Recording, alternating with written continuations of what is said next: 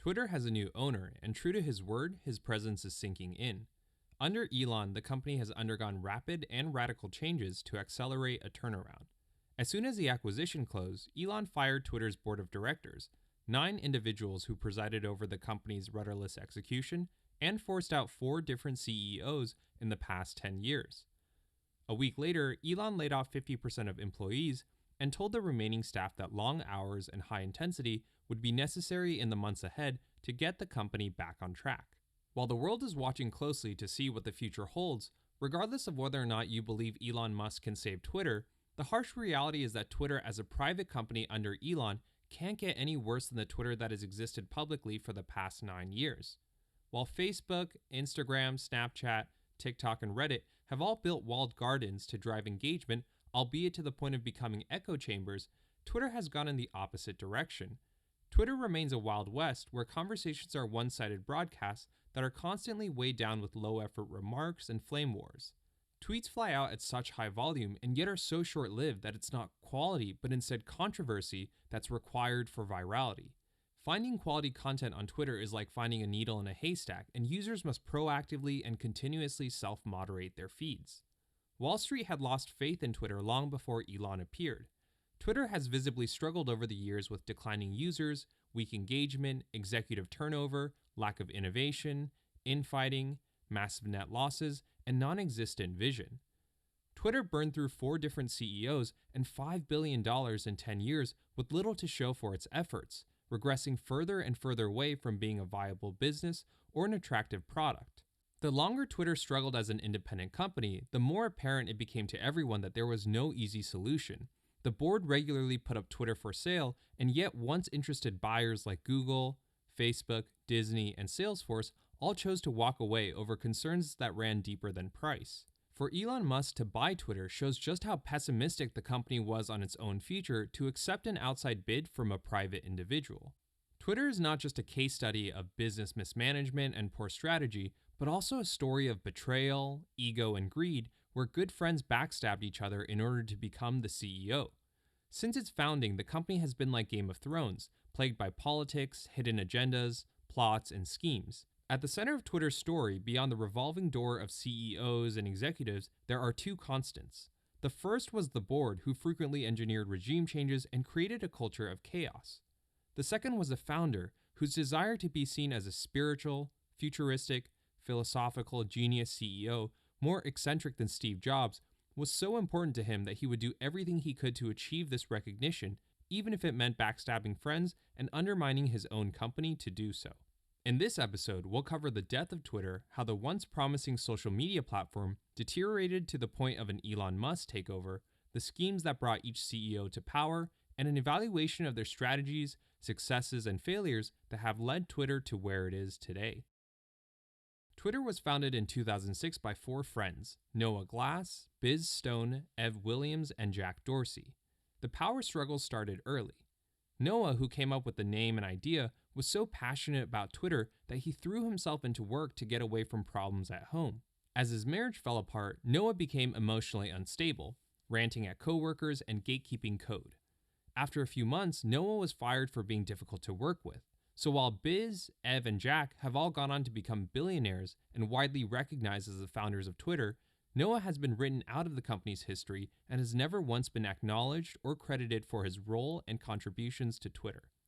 With Noah's departure, Jack Dorsey, an NYU dropout with a nose ring and a taste for punk rock, became the lead engineer and CEO as Twitter moved from a promising prototype to a venture-backed fast-growth startup. But Jack was immature and inexperienced as both a leader and an employee, having flip-flopped through careers in his 20s as first a licensed masseuse, then a part-time programmer, and eventually an illustrator. As CEO, Jack was distracted and regularly left the office early to pursue his personal interests like drawing classes, hot yoga, and fashion design, leaving his co-founders annoyed and employees questioning his commitment. Jack, who by all accounts was an unaccomplished introvert, was suddenly thrust into the spotlight with Twitter as venture capitalists wined and dined him with exclusive parties and luxury tickets to baseball games in an attempt to get on the cap table. Jack's product decisions as CEO lost him just as much credibility as his personal decisions. Twitter in 2006 was nothing more than a website where people could go and post a public message in 140 characters or less. There was enough about Twitter that intrigued people, but no one, not even the four founders, was sure about where it would go or what it would become. Jack uniquely believed that Twitter would replace text messages as a place where people would post statuses on whatever they were doing in the moment. He pushed employees to dogfood Twitter over SMS, incurring a massive monthly six-figure bill. Under Jack, R&D was a mess where Twitter ran its prototype build in production and regularly suffered outages with no backups. And at one point, Jack had tracked and miscalculated the entire company's expenses on his personal laptop. Ev Williams, one of the three remaining founders, could not stand by and passively watch disaster unfold from the sidelines. Ev was the most experienced founder and a proven tech visionary who had pioneered online blogging in 1999 with Blogger. Ev didn't see value in Twitter as a digital pit where people could publicly post every little thing they were doing every day, even if that was how users were using the product at the time. Ev and Noah both believed in Twitter's future as an informative service where people could share and react to what was happening around them rather than an egotistical service of endless status updates. But beyond vision, what Ev disagreed with Jack the most was about his lack of care for the company. While the two friends met weekly over dinner to discuss Twitter, their relationship began to unravel as the conversations turned blunt. You can either be a dressmaker or the CEO of Twitter. You can't be both. Ev wasn't the only one who noticed Jack's lack of commitment and lack of results as CEO. From 2006 to 2008, under Jack, expenses continued to increase, Twitter remained unstable, and the product's future remained as hazy as ever. Behind the scenes, Ev had enough and through back-channeling, secured the blessing of the board to overthrow Jack. Over a seemingly harmless invitation to breakfast, Jack was ambushed with the news that he was being replaced by Ev as CEO, given severance, stock, and stripped of all his voting rights and power. To maintain optics, Jack would be given a meaningless silent chairman role on the board. He was free to talk, but no one on Twitter was obligated to pay any attention to what he was saying. Jack was effectively shut out. Whether due to risk or wanting to protect his power, Ev shut down Jack's Twitter email, a petty move that only deepened the rift between these two one-time friends. Ev took power in 2008 and enacted swift changes as CEO, providing clarity in direction and pushing for improvements. With Jack relegated to the sidelines, Ev focused on what he was best at in product development. To put into perspective just how new and weird Twitter was in 2008, the iPhone had been just released a year ago in 2007. Twitter existed as a bare-bones website and not as the mobile app that many of us know today. In his first year, Ev focused on user enablement, stability, and communication, teaching early adopters how replies worked and reporting outages whenever they occurred. In 2009, Ev's second year at the helm was an R&D success. Twitter shipped a slew of improvements and features that have remained years later a core part of the platform. Under Ev, Twitter didn't force innovation. Rather, they observed the creative ways in which power users would add depth to their 140-character messages, they would monitor which ideas had momentum, and they would convert those hacks into official features. For example, hashtags were how early users took it upon themselves to tag and organize tweets under one specific topic. While Jack refused to support hashtags, believing that the practice was too complicated for the average person, under Ev, Twitter embraced hashtags, adding hyperlinks so users could click in and easily see all tweets organized under that hashtag. That same year, Twitter rolled out Retweet to cut down on the redundancy and copy-paste that occurred every time people wanted to reshare someone else's message. To help with discovery, Twitter launched lists to help users discover who to follow, location awareness so that people could mark this neighborhood or city they were tweeting from, notifications whenever users were mentioned with the @ symbol, hyperlinked profile pages for better account visibility, verification checkmarks for public figures, and a redesigned homepage to better communicate the value of Twitter. These features were well received, and Twitter's audience grew from 2.9 million unique visitors under Jack in 2008 to 45 million unique visitors under Ev in 2009. 55% of those 45 million unique visitors came from outside the United States, making Twitter the 52nd largest website in the world, bigger than even ESPN, in just 3 years. With user adoption taken care of, Ev began exploring ways for Twitter to make money. Twitter had signed search deals with Bing and Google where the two search engines would pay millions of dollars to include tweets in their results, but that income would not be enough to sustain the cash-hungry startup. Ev toyed around with the idea of a special version of Twitter made just for business owners that had premium features like contributors where multiple users could manage a single brand account from their personal account.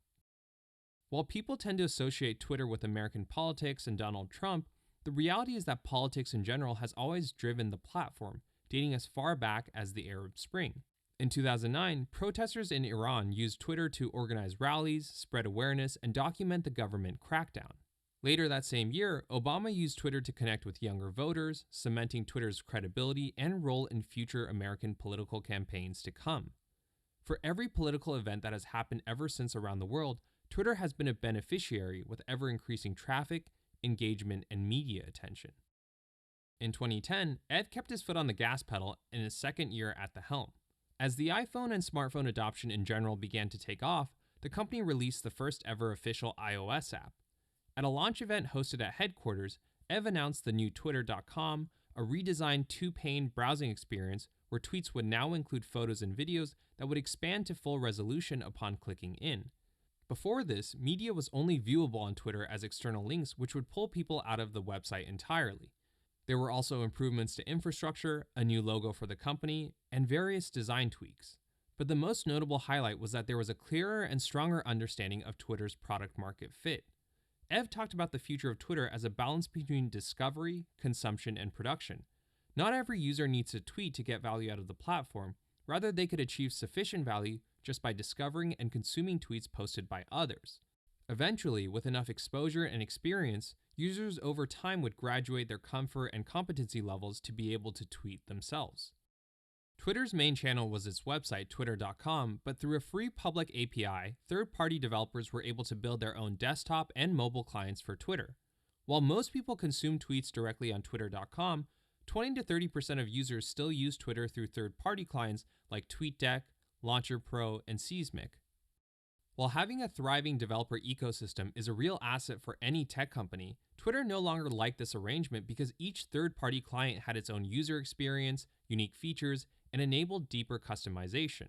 These third-party clients had been invaluable for Twitter in driving user adoption in years past by giving power users alternatives and richer browser experience when the product was stagnating under Jack. But now under Ev, Twitter.com was rapidly improving and official apps were now available for iOS and Android. Ev wanted to funnel all users into the official first-party clients where the experience was consistent and unified. He didn't want a fragmented experience with third-party clients living out in the wild, some of which were well supported, others were not well maintained, and a few even charged users a few dollars to use, which took money out of Twitter's pocket. Twitter's relationship with its developers and API access would only get more contentious over the years and eventually become one of the company's biggest mistakes. Twitter's improvements under Ev put the company on an astronomical growth trajectory. In 2008 under Jack, Twitter had 500,000 users. In 2009 under Ev, that number grew to 58 million, and now in 2010, Twitter boasted 175 million registered users, with roughly 370,000 people signing up for the service every day. Under Jack in 2008, people were tweeting 5,000 times a day. 2 years later under Ev, users were sending 35 million tweets a day. People were gaining a clearer understanding of what Twitter had to offer, at least enough to sign up for an account, and were sticking around to consume content that they couldn't get from Facebook.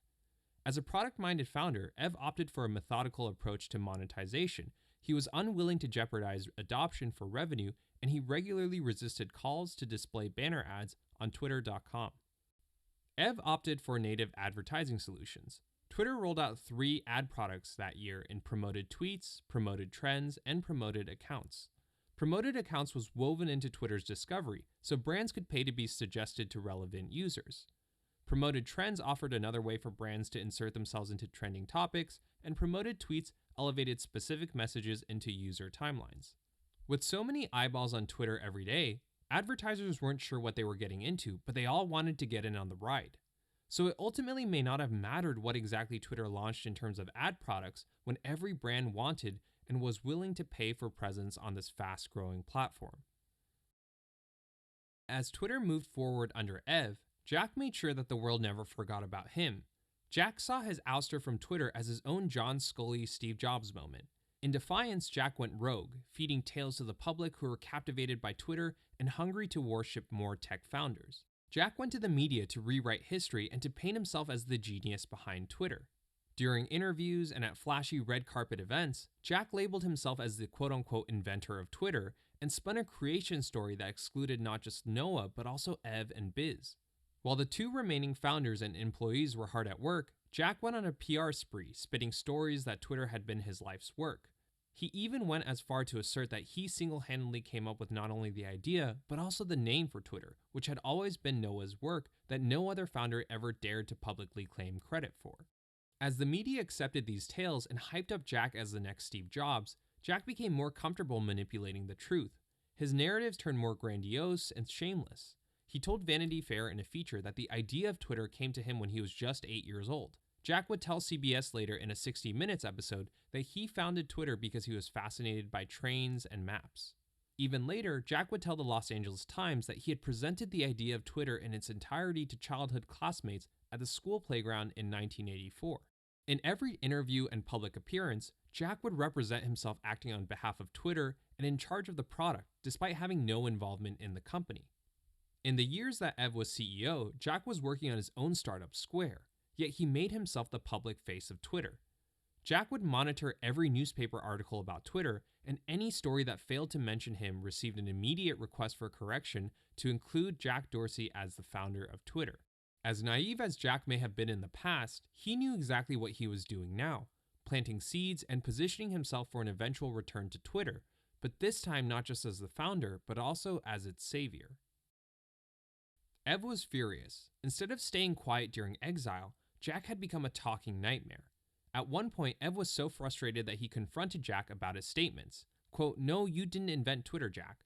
I didn't invent Twitter either. Neither did Biz. People don't invent things on the internet. They simply expand on an idea that already exists."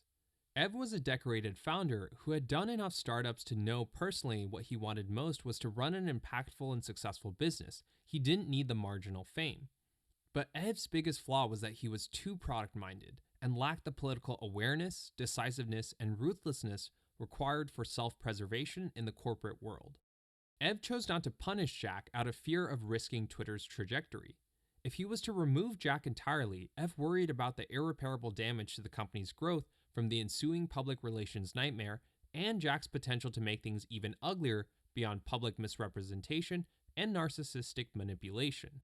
For the sake of Twitter, Ev swallowed his pride and downplayed his grievances with Jack as private interpersonal affairs that were below the product and company. But this would be a fatal mistake that would open Ev up to be backstabbed and cut his promising reign as CEO to just 2 years and make 2010 his last year at Twitter. What Ev didn't know was that behind the scenes, Jack was currying favor with the board and gathering allies to orchestrate Ev's removal as CEO. In private conversations, Jack had positioned himself as a visionary who had been unjustly removed from his role, who had been unfairly treated, and who knew what was best for Twitter. While Twitter grew exponentially under Ev thanks to his sharp product sense, Ev had plenty of flaws as CEO. His weaknesses were only further amplified by his poor political awareness and diplomatic ability. Like many technically gifted and product-minded leaders, Ev's strength was not in operations. Twitter was rapidly growing and had to scale. The company needed a CTO, COO, CFO, and other leaders to drive structure and productivity.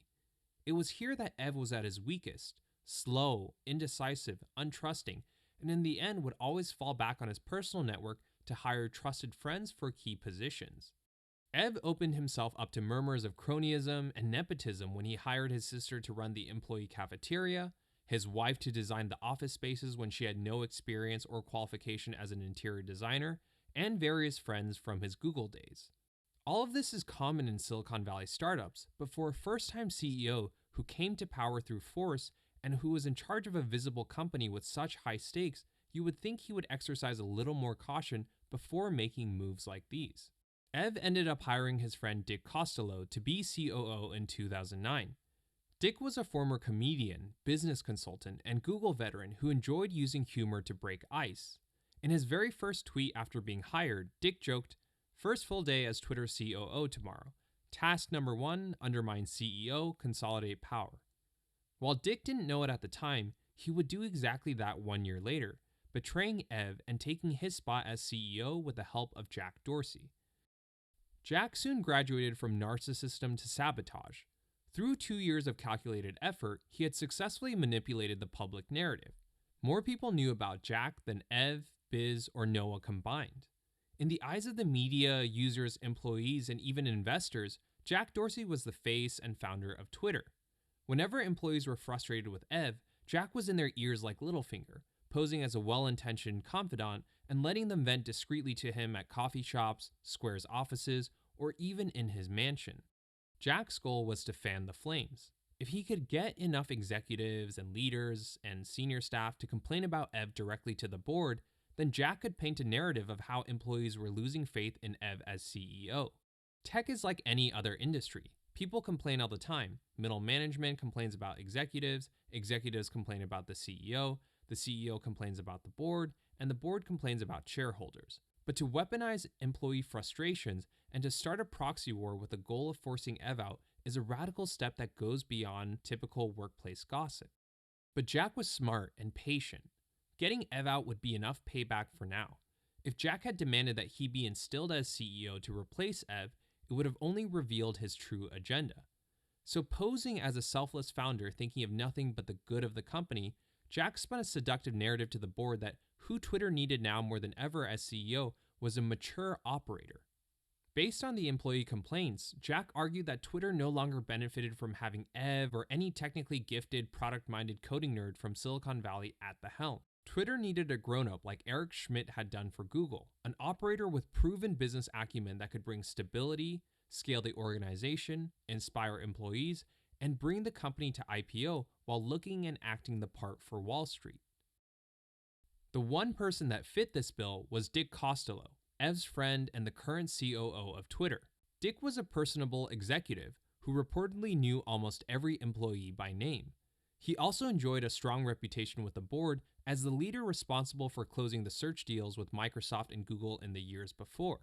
Jack recruited Dick to his scheme, proposing an arrangement between both men where Dick would focus on operations and Jack, the gifted visionary and genius founder, would lead and advise product.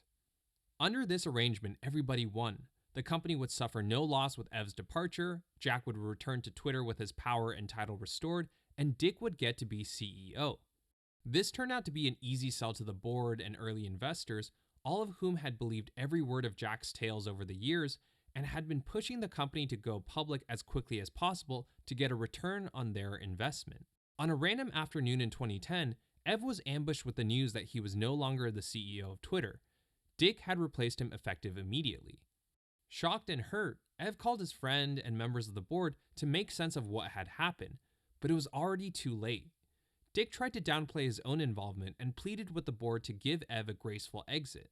Yet when the scheme reached fruition and Dick was formally offered the position of CEO, we have to remember he had every opportunity to say no. Dick was fully aware that this was a coup and that accepting the job would be a direct betrayal of Ev, the very friend who had brought him into Twitter in the first place and had entrusted deeply over the years. Yet Dick, who was caught between loyalty to his friend and his own personal ambitions, chose himself. The board messaged their latest regime change as Ev's own decision to step down. When it was simultaneously announced that Jack Dorsey would also be returning to Twitter as executive chairman, it became clear who had been pulling the strings the entire time. This is where Ev's story comes to an end. He never got over being betrayed by his friends and chose to leave Twitter entirely. It was reported that it was only years later that he was able to get back on speaking terms with Jack. In the years following his exit, Ev would play a passive role at Twitter, feeding a few canned lines to the press whenever the company asked him to. There is enough data that Ev was a promising CEO, and that if given the right guidance, support, and feedback from the board and the executives around him, he could have grown to be great. Ev's flaws are not unique and certainly not severe enough to justify such an extreme action by the board. Of all the CEOs in the company's history, Ev really did the most for Twitter as a product, and possessed a natural humility that his successors lacked. But on the flip side, there's also data that suggests that as technically gifted and product-minded as Ev was, he was not cut out to be the CEO for a company that needed to make money fast. After leaving Twitter, Ev found refuge in his roots by returning to online blogging, a frontier that he had pioneered and where he could start another company and be CEO without the politics and pressure. Yet after 10 years of being the CEO of Medium, Ev chose to step down in 2022 as the company struggled to make money and come up with a viable business model, the very same issue he was dinged for at Twitter a decade ago. Dick Costolo took over in 2010 as Twitter's third CEO in its 4 years of existence. Under Dick, Twitter shipped many features and explored many directions, but the releases lacked the ruthless focus on users that Ev had. In 2011, Dick's first year as CEO, Twitter rolled out its own photo service where users could snap and upload photos directly into their tweets to compete with Instagram. The company even rolled out galleries to see how far it could get into the photo sharing and album storage business. As a business-minded CEO, Dick was more reactionary than prescriptive. In 2012, when Instagram was taking off, Dick positioned Twitter as a direct competitor by adding filters and blocking Instagram posts on tweets. When Facebook purchased Instagram for $1 billion months later, Twitter bought Vine in direct response before the app had even launched. Dick didn't want to lose what he saw was a critical war with Mark Zuckerberg over photo sharing and video hosting. He wanted Twitter to own media and not just distribute it. Under Dick, Twitter invested significantly in infrastructure, eradicating outages, and revamping Twitter.com to be usable on as many mobile devices and browsers as possible. If there was one major thing that Dick got right, it was mobile, not desktop, that was the future. But that wasn't a hard bet to make at the time with the way the iPhone and Android phones were trending. In his first 2 years, Dick was constantly on the lookout for ways to make big bucks. Promoted tweets, accounts, and trends were fine, but he wanted to unlock more spend from advertisers. He set his eyes on television, where tens of billions of dollars are spent every year by brands. Twitter was lighting up every week with thousands of tweets about the latest American Idol and Game of Thrones episode. While Dick wasn't foolish enough to think that Twitter would replace TV, his bet was that brands could be enticed to spend money on integrated ad purchases between Twitter and television. Dick pursued this new frontier by wooing Hollywood producers to create exclusive content for Twitter. Twitter, he pitched, could turn television into an interactive medium by letting users share feedback with showrunners or vote out contestants on reality shows. Twitter partnered with Nielsen to create the Nielsen Twitter rating, an official metric for measuring the amount of social conversation generated by a TV show. Dick hoped that this partnership would provide institutional credibility and inspire brands to route spend to the social media platform. Yet social TV, which is what Dick called this idea, never panned out the way he thought it would. The reality was that cable television was dying. Viewership for the Emmys, Grammys, Oscars, Golden Globes, sitcoms, and other live events had been declining for years. More and more people were cutting the cord and opting for Netflix and YouTube. Cable television went out of fashion, and Nielsen consequently lost much of its influence in the industry. The Nielsen Twitter rating in particular hasn't been mentioned anywhere publicly since its initial announcement back in 2012. Social television was an expensive flop, but not Dick's greatest mistake as CEO.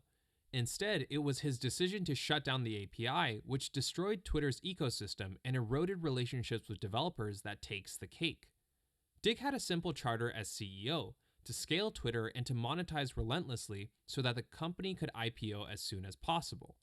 To maximize traffic, user growth, and ad revenue, that meant that Twitter could no longer tolerate having third-party clients in the wild competing for its users. In the race to go public and under the scrutiny of Wall Street, every single user needed to be accounted for. Ad revenue is a function of impressions, so to count every view and to earn every dollar, users needed to be on either Twitter.com or the official mobile apps. They could not be anywhere else, and this meant consolidation by force.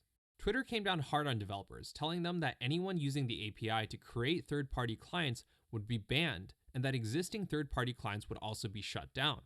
While 90% of Twitter users at this time were already on the official website and the official mobile apps, this decision permanently destroyed the relationship between Twitter and developers. Developers had played an important role in Twitter's early success, providing power users the functionality they needed and injecting credibility when the product lacked innovation. Yet now these developers were being cast aside and shut out in the name of business. The loss of the developer community only increased expectations and pressure on Dick and Twitter to drive innovation, since no one else was now allowed to touch the product. It would be ironic that just 3 years later, Dick would lose his job for failing to deliver product innovation. In 2013, his third year as CEO, Dick fulfilled his promise to the board by taking Twitter public. He had been talking up the company as the next billion-dollar social media platform and had been sharing cherry-picked data with journalists to build up hype. Dick had certainly lived up to his reputation as a company builder. Under his watch, Twitter scaled dramatically.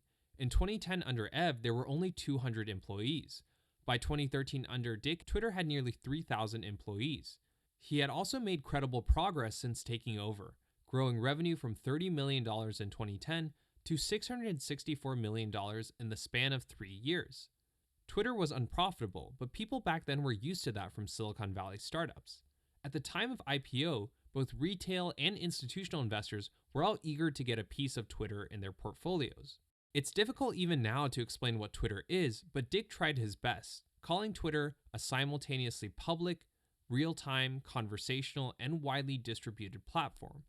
He couldn't resist taking a shot at Facebook along the way, asserting that no other social media website could combine these elements at scale. In a wave of optimism, Twitter stock surged from $40 at opening to nearly $70 a share. Wall Street believed that with Twitter's arrival, Mark Zuckerberg now had something to worry about. But when Twitter reported its full year results for 2013, any hype that the company had as a challenger to Facebook quickly faded away.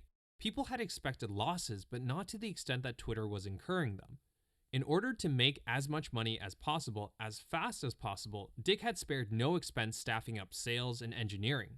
Twitter was spending over $500 million a year on R&D and $250 million on selling to brands with a net loss of nearly $700 million. This burn rate would have been easier to swallow if Twitter had the revenue or user growth to justify these expenses. Twitter had grossed a little over $600 million and was still short of Dick's pre-IPO projections of the company being a billion-dollar business. In the same year, Facebook had spent twice as much on R&D and 4 times as much on sales and marketing, but had made profit on $8 billion of revenue. Dick defended these expenses as critical investments that were part of a long-term strategy. He pushed back against comparisons between Facebook and Twitter.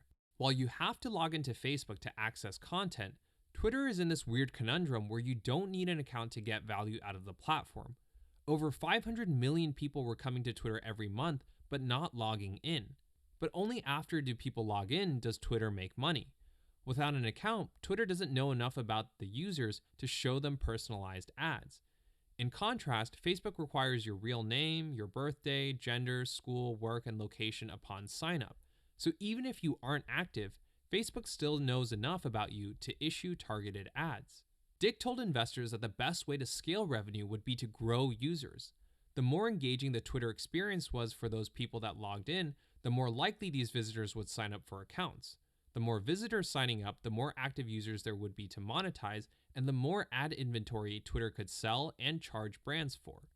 Twitter needed to grow users in order to grow revenue. There was no shortage of awareness or engaging content on Twitter. The problem was converting visitors to users. Twitter had grown from 54 million monthly active users under Ev in 2010 to 240 million monthly active users in 2013 under Dick. Dick pointed to multiple R&D initiatives designed to drive signups, like connecting friends through mobile accounts and threaded conversations to encourage conversations. And unsurprisingly, he kept pounding the drum about the potential of Twitter and television to Wall Street. While Dick was fundamentally right about the connection between user and revenue growth, there was still plenty of data in 2013 to suggest that simply growing users would not be enough. For advertisers, the quality of the user matters just as much as the quantity. Facebook had grossed $8 billion off 1 billion monthly active users in 2013. One way of looking at it is that a single Facebook user is worth $8. Twitter grossed $664 million off 240 million monthly active users, making each Twitter user worth $2.75. The reality is that advertisers themselves, even back then, the very customers who keep social media companies alive, did not perceive Facebook users and Twitter users to be at the same quality. Investors weren't giving up on Twitter, but the illusion of the company going toe-to-toe with Mark Zuckerberg was quickly fading away. In 2014, Twitter delivered what Dick had promised, grossing over $1 billion in revenue. But despite this achievement, the company was under pressure. Investors weren't reacting positively to the top-line successes Dick had hoped. Twitter stock plummeted below its IPO price as investors began to pick apart the results. No matter how hard Dick tried to sidestep the incoming questions, even he couldn't deny the numbers. User growth was weak, existing user engagement was declining, and the company had no answers for how to turn it around.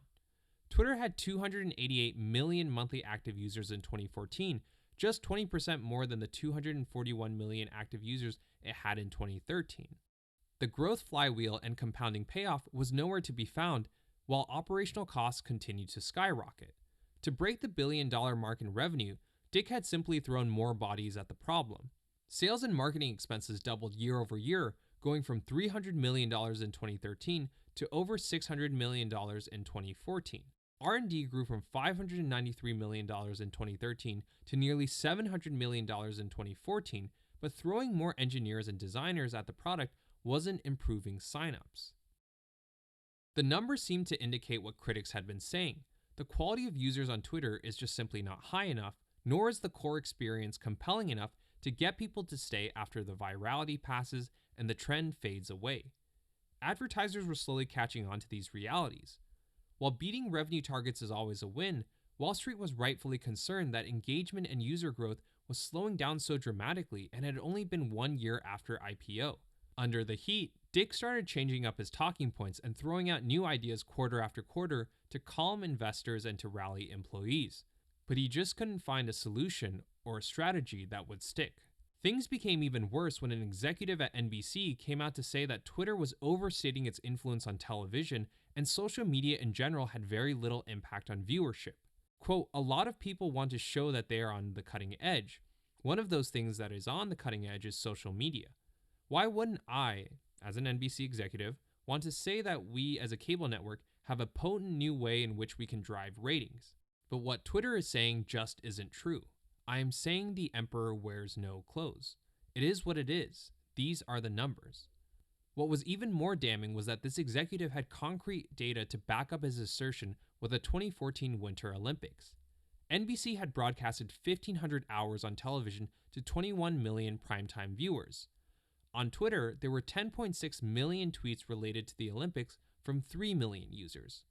While the executive agreed that those tweets may have reached many more millions of people, his conclusion was that it was still the quality of the show that drives activity on social media and not the other way around. These comments single-handedly killed social TV as a credible strategy for Twitter. As Twitter stagnated through 2014, Dick's struggles became more apparent. But it might be unfair to pin everything on Dick when Twitter as a product has inherent issues that simply make it difficult to monetize. Since the vast majority of traffic to Twitter is not logged in, Twitter can't match the deep personalization and targeting of Facebook or Google.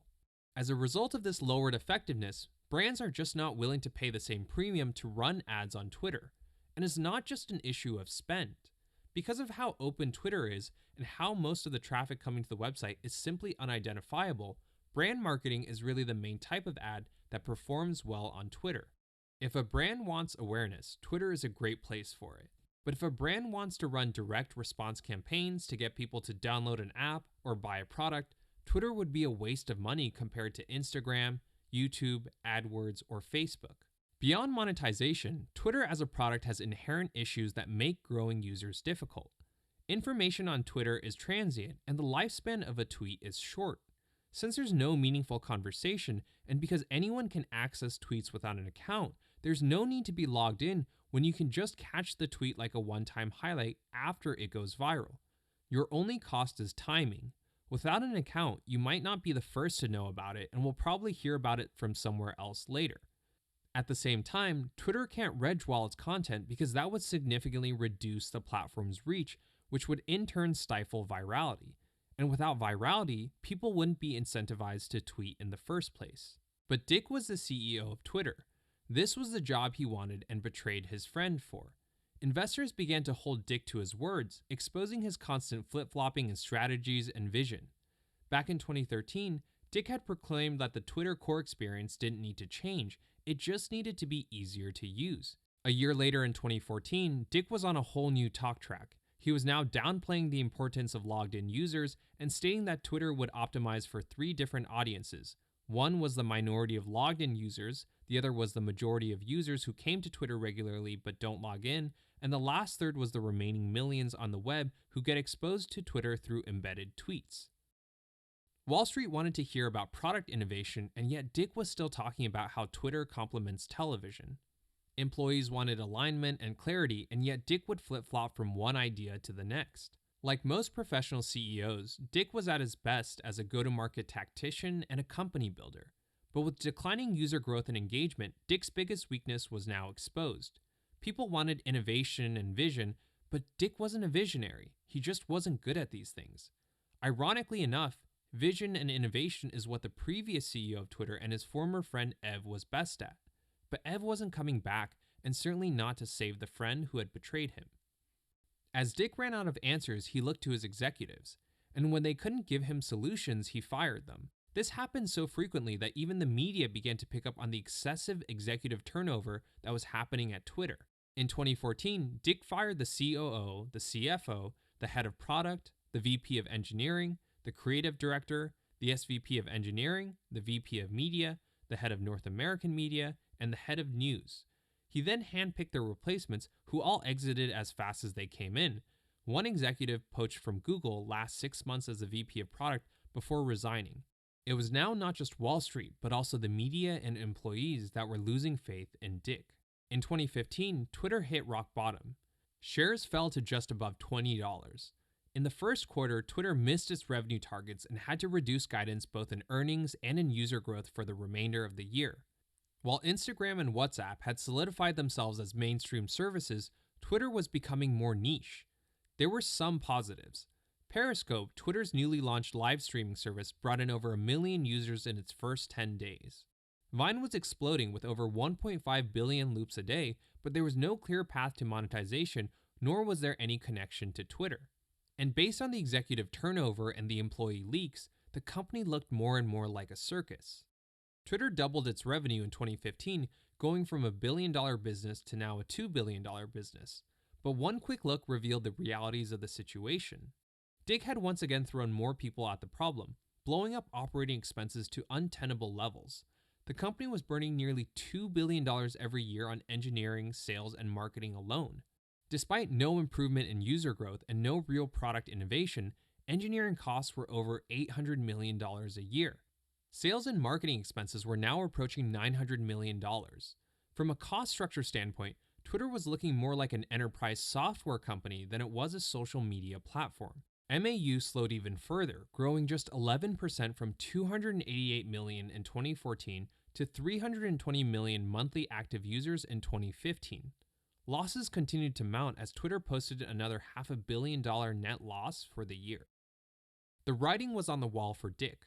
Wall Street wasn't listening to what he had to say, and he sounded progressively jaded in interviews. While Dick vented to close friends that he was unsure of how much longer he wanted to remain CEO, Dick was still a prideful captain who remained stubbornly loyal to his ship.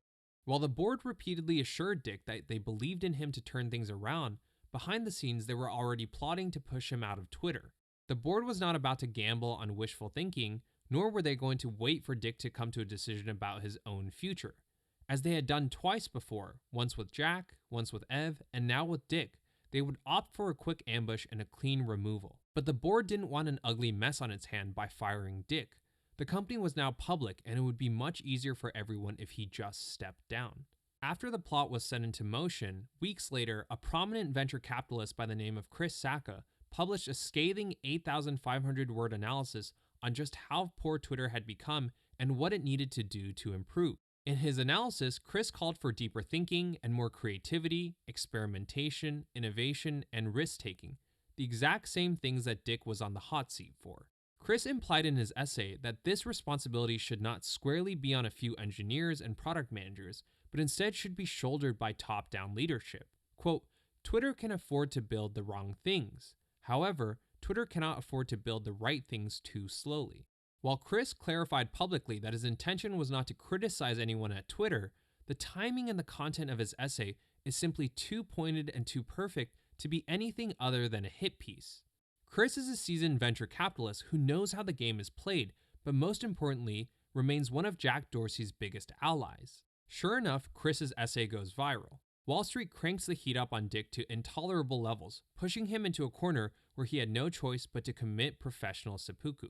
Dick announced that he would be stepping down effective immediately and that Twitter would begin a search for a successor. This was the moment that Jack Dorsey had been waiting for over 7 years.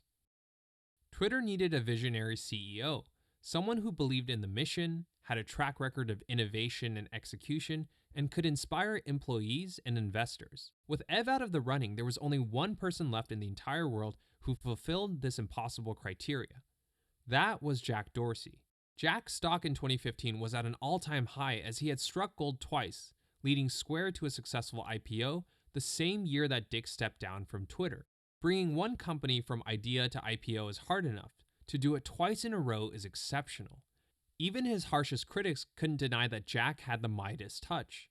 Combined with deep relationships with the board and his carefully perfected reputation, everyone at Twitter welcomed Jack's return as CEO with cheers and open arms. The prodigal son had returned. Fairy tales aren't meant to come true, but they certainly did for Jack Dorsey.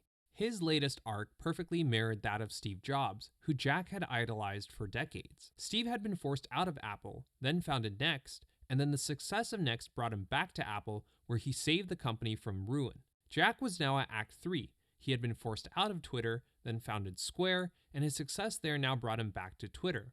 All that was left to do was to save the company. With Ev and Dick permanently out of the picture, there was no one left that would even dream of questioning or challenging Jack at Twitter. His word was gold, his position was invincible, and his actions were irreproachable. There would be no more boardroom coups or mutinies or takeovers, as the real architect and schemer behind all those regime changes to date had achieved his ultimate goal. Jack was now sitting comfortably back on his rightful throne as CEO of Twitter, but this time he wielded more power than Ev and Dick combined. Yet even with 5 years of protection, a blank check, and the freedom to do whatever he deemed necessary, not even Jack Dorsey could fix Twitter. In 2015, his first year back, he used honesty to appease investors. He publicly admitted the ugly truth that yes, the majority of people in the world still don't understand how or why they should use Twitter. Jack promised change, but emphasized that improvements would not come as quickly as he had to first clean up the quote-unquote unacceptable mess left by his predecessor, Dick. You should expect Twitter to be as easy as looking out of your window. You should expect Twitter to show you what's most meaningful in the world, to live it first before anyone else. If we meet these expectations, and we will, Twitter will become the first thing everyone in the world checks to start their day, and the first thing that people turn to when they want to share ideas, commentary, or simply what's happening. While any other CEO would have been hammered for such flowery language, Jack had the aura to get away with it. Under Jack, Twitter moved away from reverse chronological ordering and into an algorithmic timeline where the most popular tweets would be at the top of users' feeds rather than the most recent.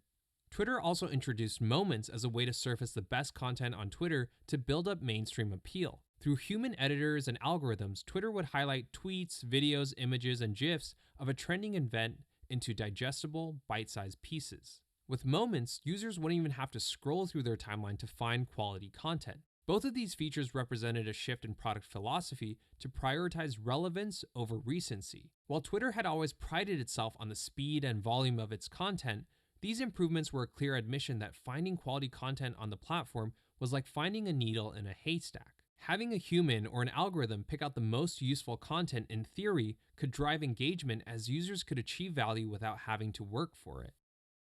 In 2016, Twitter went all in on live streaming. Video was the hottest format on Twitter, both in terms of engagement and advertiser demand. Encouraged by Periscope's momentum, Jack believed real-time video to be the next frontier. Since written communication was already occurring at such high volumes and frequency on Twitter, Jack had this new vision that Twitter could be a live streaming leader and create, quote, the planet's largest daily connected audience, where people could talk and watch together in real time.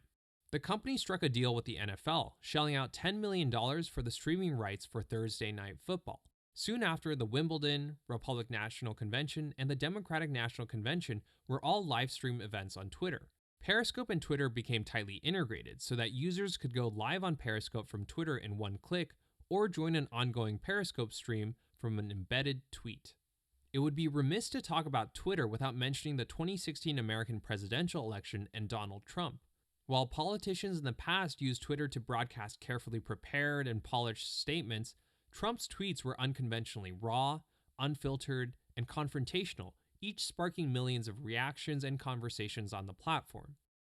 Journalists, opponents, supporters, and everyday people would actively monitor Trump's Twitter account that year to catch his latest remark or to watch the latest controversy unfold.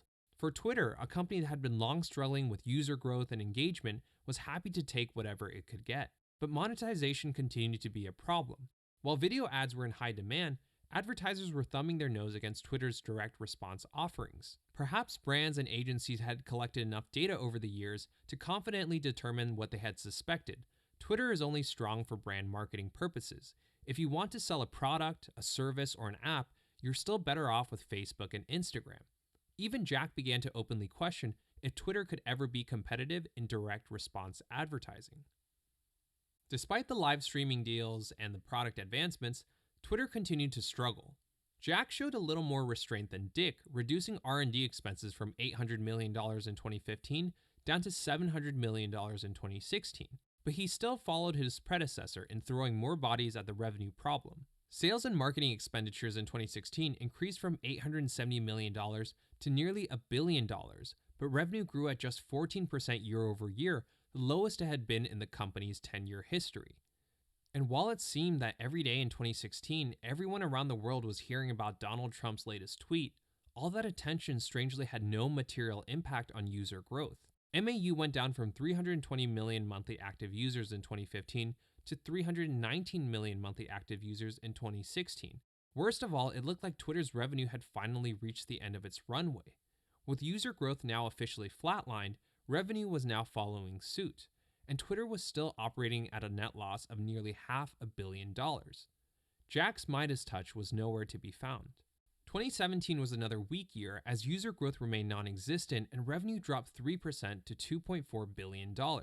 Product improvements were equally lackluster as other companies jumped into live streaming, making real-time video a commodity rather than a unique offering. Following a successful debut, Twitter was eagerly looking forward to renewing its deal with the NFL, only to find out that they were outbid by Amazon for Thursday Night Football. And unsurprisingly, Amazon used Thursday Night Football to promote its own streaming service in Prime Video. The only notable product highlight that year was expanding the character limit from 140 to 280 characters. With nothing working, Jack pivoted. He switched his focus from growing users to optimizing for profitability. Having thrown in the towel on growth, the company no longer needed an army of engineers and salesmen to ship features and to push deals. Through a series of aggressive cost-cutting measures, which included shutting down Vine, Twitter shaved off $400 million across R&D and go-to-market expenditures, reducing its net loss by $300 million. MAU improved marginally by 3% year over year from 319 million to 330 million monthly active users, but expectations were so low that this change barely registered with investors. Suddenly in 2018, Twitter turned itself around. Revenue grew 25% to break $3 billion even as the user base declined. User growth was in such a rough spot that Twitter stopped reporting MAU entirely. Yet Twitter's business performance was propelled upwards based on the tailwinds of two major trends. The first was in cord cutting. Cable subscriptions were dropping, and thanks to Netflix's dominance, streaming looked every bit like the future. Brands and agencies in response began shifting money away from television and into online video. The second was the saturation of Facebook and Instagram. Facebook and Instagram only had so much ad inventory, and the cost to advertise on Mark Zuckerberg's digital properties was only getting more expensive by the day. When advertisers were picky and digital budgets were small, Twitter was unattractive. But from 2018 onwards, Twitter became attractive simply by existence as digital budgets were bigger than ever before, money that was historically allocated towards television was now flowing over to social media, those ad dollars had to be spent, and Twitter as a platform had enough inventory to go around. In comparison to Facebook and Instagram, Twitter's video ads are priced cheaper due to their lowered effectiveness, but they still offer adequate reach and engagement. Video ads alone now accounted for more than half of Twitter's revenue, and advertisers were putting more of their money into social media than ever before. For the first time in company history, Twitter was profitable. The company ended the year with a net income of $1.2 billion, with R&D, sales, and marketing expenses remaining consistent year over year. The magic of being in the right place at the right time. This trend continued onwards in 2019 as Twitter marched towards its second year of profitability. Revenue grew 14% to $3.5 billion, and net income clocked in at $1.4 billion. Twitter demonstrated that it could grow revenue without having to grow users, but questions still remained. From a product standpoint, Jack was now focused on combating misinformation and hate speech, as social media was now in the crosshairs of politicians on both sides of the aisle. User growth was no longer a priority, as Twitter, in Jack's words, was now more of a quote interest network than a social network. Twitter had historically been marketed as a place where people go to discover what's happening. The expectations there were that people would want to sign up to be at the center of this information so that they would be the first to see something unfold. Now the company was moving away from this decade-long positioning to assert that people were not coming to Twitter to discover things. Rather, they already knew about something, but they just wanted to get a more live, raw, and direct exposure to it. Under this new positioning, MAUs and signups were just no longer as relevant as before. A visit by someone who's logged in versus someone who's not logged in should be weighed the exact same. This was another fundamental shift in philosophy for a product that was nearly 14 years old. In 2020, Jack found himself in the crosshairs of Elliott Management, one of Wall Street's most ruthless activist investors. Elliott Management demanded that Jack be a full-time CEO or to step down and give the role to someone who would be. Since his return back to Twitter in 2015, Jack had been working part-time, splitting time between Twitter and Square as CEO of both companies. While the board could safeguard Jack from any internal threats, there was little they could do about an external threat as big as Elliott Management. Elliott, in years prior, had successfully forced change at eBay, AT&T, SoftBank, and even in world governments. Despite Twitter's 2018 and 2019 top-line wins and bottom-line achievements, investors were still not convinced of the company's future. The stock was volatile, and even on earnings beats, remained low as Wall Street attributed Twitter's success to macro-level trends rather than in-house innovation and product engagement. In 2021, Jack stepped down as CEO of Twitter, citing that at a certain scale, companies no longer benefit from being founder-led and that Twitter should be no different. He swiftly departed, but not before naming Parag Agrawal as the next CEO of Twitter. Parag was a company veteran who had climbed up the ranks at Twitter over the past decade from a simple engineer to the chief technology officer. But Parag was still a curious choice. He was a soft-spoken executive that was so under the radar at Twitter that it's even hard now to find more than one video of him on the internet. A critical take is that Parag was chosen as CEO as someone who could be easily controlled, who would do what the board asked him to, and would keep the wheels turning until a buyer materialized. Twitter stock surged 10% on the news of Jack Dorsey's departure, but its business was still as volatile as ever before. Twitter grossed $5 billion in 2021, growing its revenue by 37%, but still posted a net loss of $220 million. The revenue growth may have been more convincing if the company hadn't once again thrown more bodies at the problem. Sales and marketing grew 30% to $1.1 billion, and R&D grew 43% to $1.2 billion, even as Twitter's product regressed to its most uninspiring state.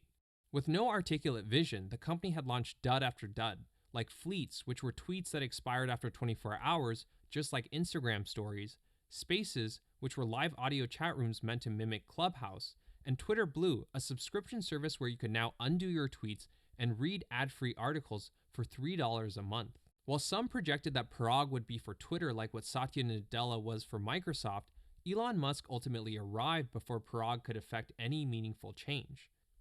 It's curious how strangely quiet Jack was during Elon's takeover. Going through Twitter's history, pivots, and the politics that have plagued the company for the past 16 plus years gives a clear understanding of what Elon can bring to the table. It feels more likely that as a private company, without being constantly compared to Facebook, without the need to pose as a billion-dollar platform with unlimited growth, without Jack Dorsey, and especially without the board, the company can truly focus on becoming a sustainable business. Twitter is as much a business lesson as it is a timeless tale about friendship, ego, betrayal, power, and greed. Elon's takeover and the subsequent layoffs are painful, but perhaps they are necessary measures for the company to truly move on from its troubled past. Creation myths need villains as much as they need heroes, and Elon Musk is the rare public figure who can play both the hero and the villain for Twitter to succeed.